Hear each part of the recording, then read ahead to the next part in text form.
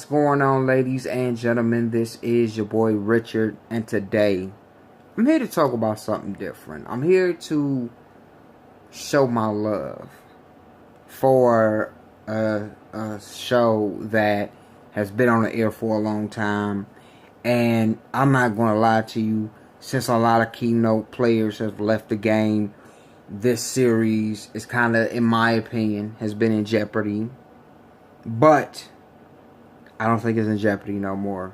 I don't think it is. Like, first and foremost, before I say anything, this show comes on Monday.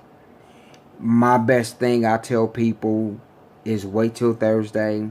Watch it on Thursday, then you get a chance to watch the other on Monday, then you do Thursday, then you get, give yourself that opportunity. What am I talking about? I am talking about Love and Hip Hop, the series. Now, I'm not going to talk about Love and Hip Hop Miami, and that's only because, like, they new to the game. So last season it was cool, but it wasn't. We don't know much about them yet, so I'm not going to bring them in the pot. The original Love and Hip Hop, that was cool for what it was, but it didn't really, in my opinion, it didn't spark nothing. Love and Hip Hop Atlanta was cool this season. It was more about growth and family and just trying to quell these feuds, these little minor feuds. Like, you had, the main thing dealing with Tommy and her family and her life and the drinking. You had Kirk and Rashida, Kirk going through the motion with the new child and Rashida trying to hold on to the fam and trying to get the fam together. Tokyo and Spice going at it. You had Sean Garrett was there this season. Like it was a lot. Like I know it's more to Love and Hip Hop Atlanta, but it was cool.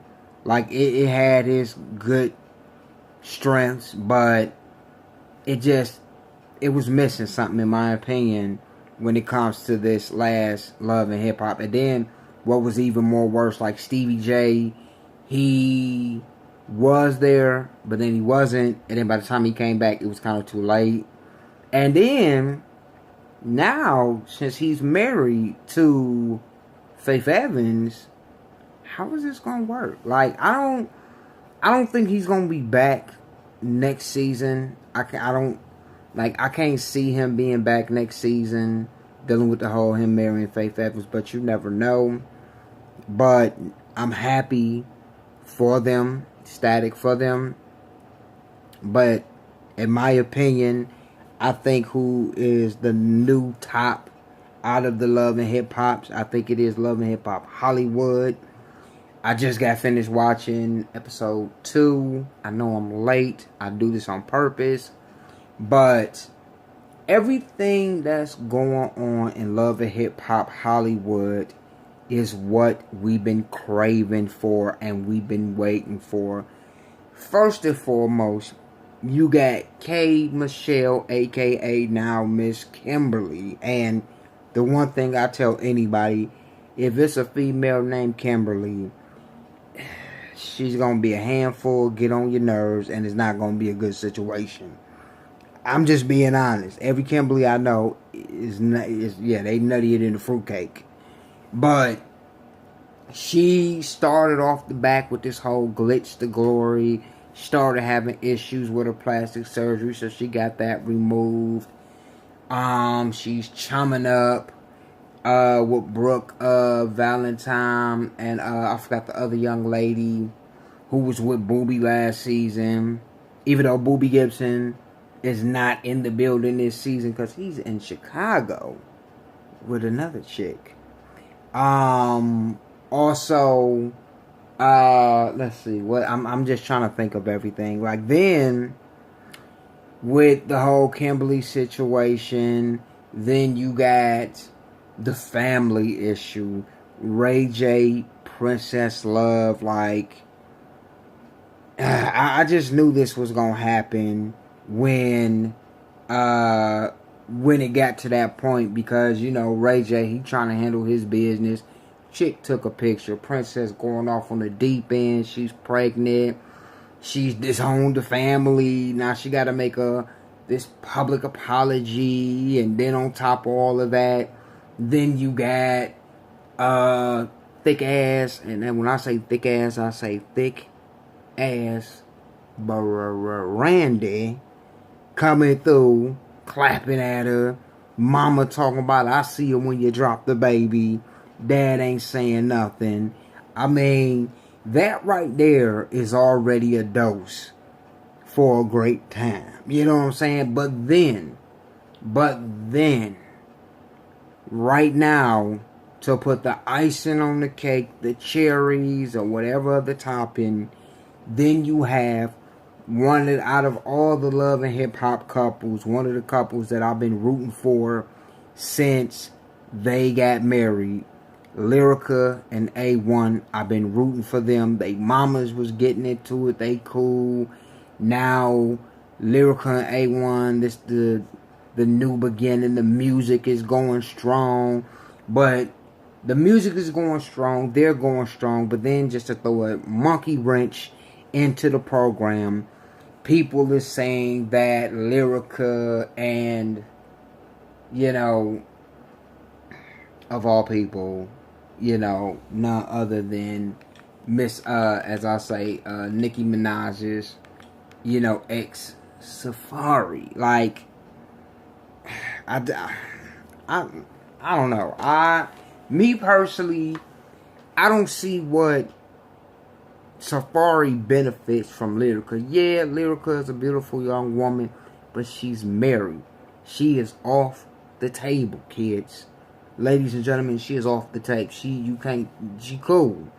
And the fact that you have, first off, you got K. Michelle, Kimberly, butting in, talking about how her and Safari and all this crap. So that lit A1 off, and he was kind of upset. Then to top it off and give it a double dose, you got Brooke Valentine telling Marcus, and Marcus telling, like, it's just, this is what we've been, even though it's a painful ride, because I'm really rooting for Lyrica and A1 and in the end. This is what we as fans been waiting on with the Love and Hip Hop franchise. We've been waiting on somebody to clock out, and the best part about it is, it ain't just one person. Lyrica is on a rampage. She is clocking out on people. She ain't she ain't playing. Like, she I can't wait until she put her claws in the Kimberly, aka K. Michelle. I can't wait till she beat the dog tire shit breaks off of K. Michelle for even starting the bullshit. But to make it even worse, A1 talks to Safari. And Safari, the first shit comes out your mouth is, well, the bitches love me. Like, what? Like, basically, you went from being Mr. Good Guy, Mr.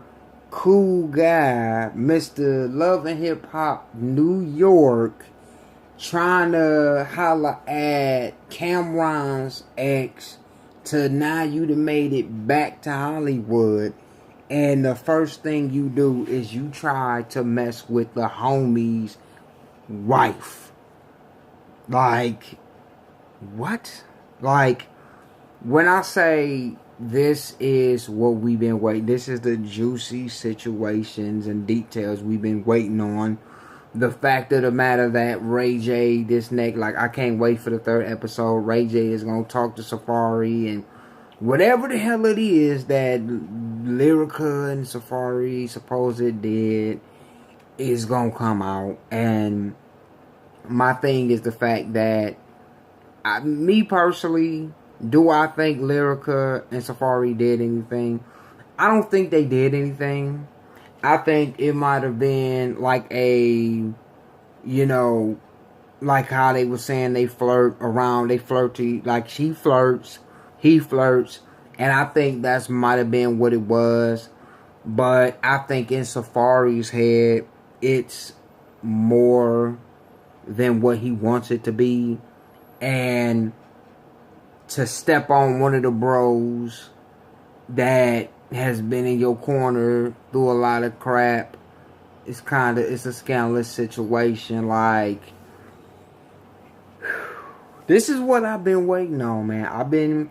I've been patiently sitting in the cut, waiting, dealing with these Love and Hip Hop series. I've been waiting for the blockbuster. Like, you usually get one juicy situation. Like Atlanta, it was like 1.5, because you had Rashida and Kirk's situation, you had Tommy's situation, you had the one chick, Sierra, who works at the hair shop, and her ex-husband, and their situation. Like, it was like little miniature situations.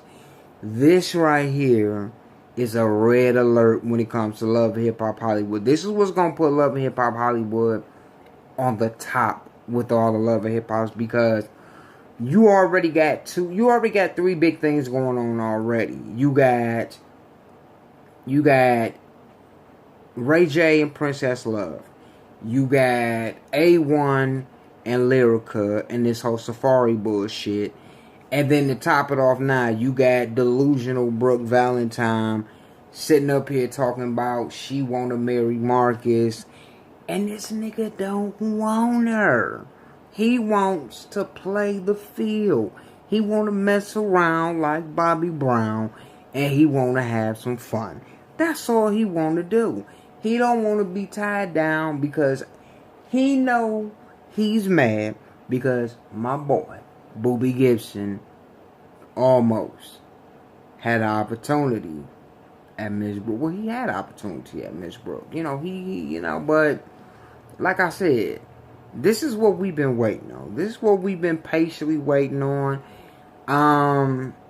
Like I said, I can't wait for the Love and Hip Hop Miami. Hopefully they add, like, I wouldn't mind the Love and Hip Hop, like, I think the next Love and Hip Hop should be like, what? I'm thinking, I don't know. Me personally, I don't see Chicago, because there's so many rappers, singers and stuff in Chicago, and it is violent. So I don't downplay or nothing like that dealing with Chicago, but I don't see a Love and Hip Hop Chicago.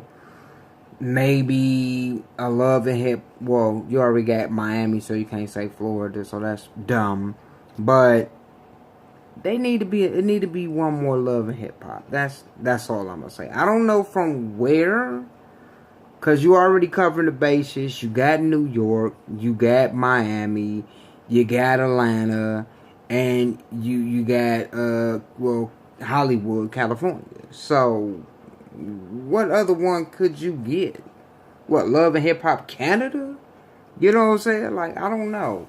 But this is your boy Richard. I just want to talk about this. This is my first time on YouTube actually talking about a Love and Hip Hop series.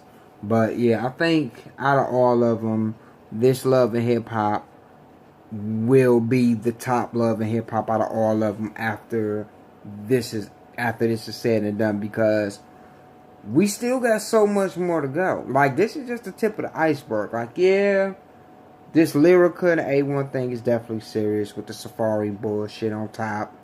The Ray J and Princess Love thing is definitely serious because of the baby situation. But you still got, it's still about 3 or 4 people that has a lot of shit on their plate that we still got to get through.